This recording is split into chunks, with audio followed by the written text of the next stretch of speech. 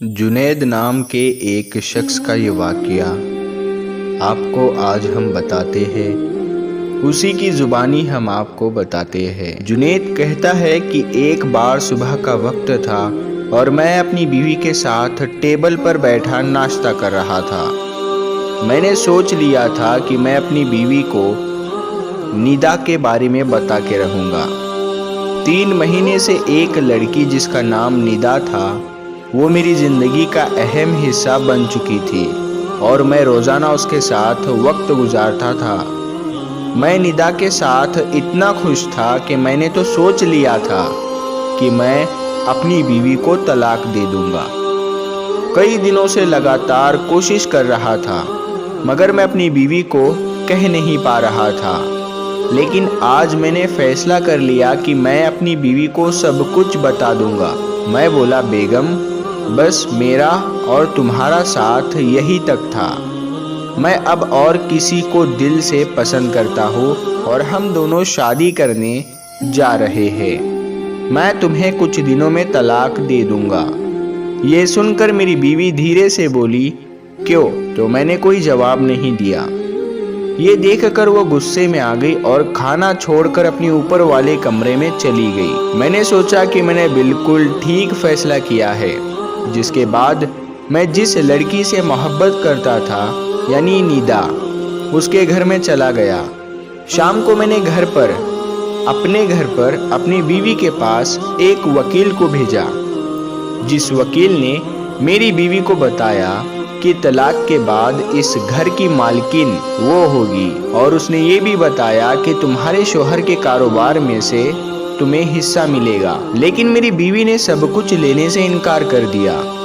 फिर वकील ने मुझे फ़ोन करके बताया कि आपकी बीवी सब लेने से इनकार कर रही है। मुझे कुछ समझ में नहीं आया।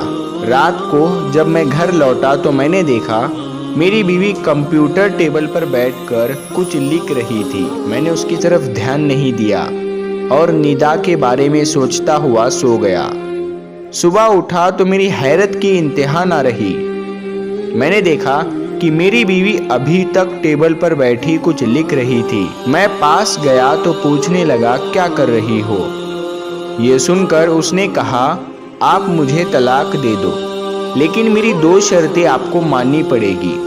मैंने बोला, ठीक है। तो मेरी बीवी ने कहा कि पहली शर्त, आप मुझे 1 महीने के बाद तलाक देंगे। तब तक हम ऐसे ही रहेंगे ताकि हमारा बेटा समझे कि हम मियाँ बीवी ही है, क्योंकि उसके अगले महीने एग्जाम आने वाले हैं। और दूसरी शर्त, आप मुझे रोज कमरे से उसी तरह उठाकर नाश्ते की टेबल पर लेकर जाओगे जैसे शादी के पहले दिन लेकर आए थे। तो जुनैद कहता है, ये सुनकर मैंने सोचा कि कितनी पागल औरत है ये। मेरे से कोई पैसा नहीं ले रही, मेरे कारोबार में हिस्सा नहीं ले रही, मेरे घर में हिस्सा नहीं ले रही, तो फिर इसकी इन शर्तों से मुझे क्या फ़र्क पड़ जाता है। इसीलिए मैंने उसकी बात मान ली। इसके बाद मैं निदा के पास गया और उसको सारी बात बताई। ये सुनकर निदा बहुत ज़्यादा हैरान थी और वो कहने लगी कि तुम्हारी बीवी पागल हो गई है। तो मुझे थोड़ा सा गुस्सा आया निदा के ऊपर, क्योंकि वो हंस रही थी। तो खैर दोस्तों, महीने का पहला दिन आया तो मैंने सुबह अपनी बीवी को गोद में उठाया। मुझे अजीब लग रहा था, हंसी भी आ रही थी। इतने में मेरा बेटा आ गया। वो खुशी से तालियां बजाने लगा। हम लोग भी हंस पड़े। टेबल पर बीवी को छोड़ा और नाश्ता किया। इसके बाद बेटा स्कूल चला गया और मैं अपने ऑफिस और बीवी भी अपने ऑफिस चली गई। कुछ भी नहीं बदला। मैं इसी तरह निदा के साथ था। बस रोज़ाना एक बार बीवी को गोद में उठाकर टेबल पर छोड़ देता और उससे मेरा बेटा बहुत खुश हुआ करता था। लेकिन एक अजीब बात ये थी कि मेरी बीवी का वज़न दिन ब दिन कम होता जा रहा था। एक दिन मैंने उसे उठाया तो मुझे लगा कि उसे बुखार है।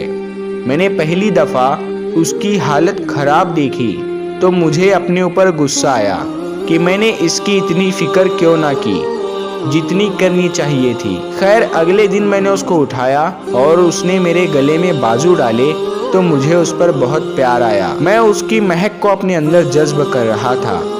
मेरा बेटा भागता हुआ आया। उसने रोज़ का ये खेल बना लिया था कि सुबह को भागकर आ जाता और कहता, बाबा मम्मा को उठाओ ना, और फिर नाचता रहता था। मेरी हर सुबह पहले से बेहतर होने लगी थी। आखिरी दिन भी आन पहुंचा तो मैंने अपनी बीवी को उठाया और नाश्ते की मेज पर उतार दिया। मेरी बीवी ने अपने कपड़े सही किए और नाश्ता करने लगी। मेरा बेटा उसी तरह हंस खेल रहा था और मेरी बीवी उसे नाश्ता करा रही थी। मेरा दिल हुआ कि सारी उम्र ऐसे ही गुजर जाए। मैं उसी वक्त उठा और निदा के घर निकल पड़ा। निदा मुझे देखकर बहुत खुश हुई। मैंने निदा को बताया कि सॉरी निदा, मैं अपनी बीवी से अभी बहुत प्यार करता हूँ और मैं उसे कभी भी तलाक नहीं दूंगा। जिस दिन मैंने उसे शादी के पहले दिन उठाया था तो मैंने खुद से वादा किया था कि आखिरी दम तक उसका साथ दूंगा। ये सुनकर निदा चिल्लाने लगी और जोर जोर से रोने लगी। मैं भूल गया था कि मेरी बीवी कैसी दिखती थी। हम में दूरियां आ गई थी, मगर रोज सुबह उसको अपनी गोद में उठाकर मैंने दोबारा उसी प्यार को महसूस किया था जो हम दोनों में पहले था। और सबसे बढ़कर मेरे बेटे का हंसता हुआ चेहरा मेरे अंदर सुकून भर देता था। मैं अपने घर वापस चल पड़ा क्योंकि आज इतवार का दिन था और सब लोग छुट्टी पर थे। मैंने सोचा कि अपनी बीवी को अच्छी खबर देता हूँ कि मैं उसे तलाक नहीं दूंगा। तो जब मैं घर के अंदर गया तो नीचे कोई भी नहीं था। तो मैं ऊपर के कमरे में गया तो देखा कि मेरी बीवी मरी हुई थी। मैं बच्चों की तरह रोने लगा। कुछ दिन के बाद मुझे मालूम हुआ कि मेरी बीवी सब कुछ जानती थी कि उसको कैंसर हो गया था और वो मुझसे छुपाती थी। शायद वो ये जानती थी कि उसकी जिंदगी कम बची है। सिर्फ हमारे बेटे के लिए वो चाहती थी कि हम आखिरी महीना साथ में गुजारे ताकि मेरा बेटा हमेशा खुश रहे और ये समझे कि उसका बाप उसकी माँ से बहुत प्यार करता था। वो सिर्फ हमारे बेटे की खुशी के खातिर सुबह को गोद में उठाने को बोलती थी। जुनैद बताता है कि आज मेरा बेटा बड़ा हो चुका है और बेहद कामयाब है। वो यही जानता है कि उसके माँ बाप में बहुत ज़्यादा मोहब्बत थी। अपनी बीवी का ये एहसान मैं कभी नहीं चुका सकता। वो मुझे बहुत याद आती है। मकान, गाड़ी, कपड़े, जूते सब मामूली चीज़ें हैं। रिश्तों की कदर कीमत उनसे बहुत ज़्यादा है। मकान, पैसा, दौलत, गाड़ी, बंगला, ये सब कुछ खुशी तब देते हैं जब उनको बांटने के लिए घर वाले साथ हैं। दोस्तों, जीते जी रिश्तों का ख्याल रखें। तलाक आसान चीज़ नहीं है। तलाक का फैसला सोच समझ कर करें। दोस्तों, हमारी आज की ये वीडियो आपको कैसी लगी आप हमें कमेंट में ज़रूर बताएं। और अगर आपको ये वीडियो अच्छी लगी और इस कहानी से आपने कुछ सीखा है तो आप इस वीडियो को लाइक करें और हमारे चैनल को सब्सक्राइब करें और साथ में लगे बेल आइकन को भी ज़रूर दबाएं ताकि हर नई वीडियो का नोटिफिकेशन आपको वक्त पर मिलता रहे। तो हम मिलते हैं फिर एक नई वीडियो के साथ में। तब तक के लिए अस्सलाम वालेकुम, अल्लाह हाफिज़।